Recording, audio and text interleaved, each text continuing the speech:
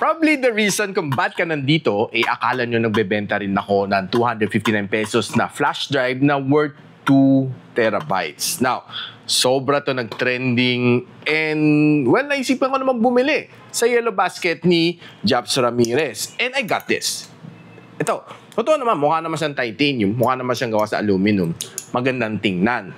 For 259, common sense tells you na 2 terabyte, come on. Kung makabili ka ng 250 pesos na worth na siguro 32 gig is already pretty solid na. Kung sa mga kilalang brands like Kingston and Lexar or other mga kilalang brands, no? Pero for a no brand like this, wala kang katatak-tatak ang kanyang lata. Though maganda naman kanyang lata and USB 3.2 pa. Pero saksakan ng bagal. Nung tinest ko to, guys, guess what? So on my previous video, pinakita ko na ang laman nito can only store a 32 gig. And ang problema, maglagay ka ng marami-marami kunting na, na photos from your phone, tinotoyo na to. Ang bagal na mag-transfer to and from your smartphone or sa PC.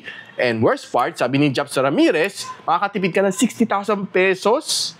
Baka yung phone mo mismo masira, magloko dahil baka there is a possible malware. I'm not saying meron, pero possible na meron silang nilalagay na malware dito to, well, sabotage your phone, your PC, or steal some information from you.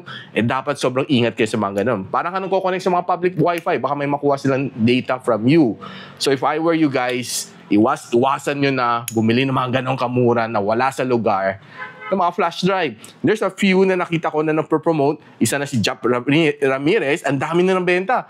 12,000 pieces for the last month. Nakita ko based statistics. And meron pa isa, si Teacher Ellie. And yung isa pa is si Yansky. Grabe itong mga to. Sobrang notorious. Ang dami nilang nabibenta. Ang dami nilang naloloko, guys. So huwag kayo magpapaloko basta-basta sa mga ganitong product. Think about it, guys. Before you buy, mag-research muna kayo.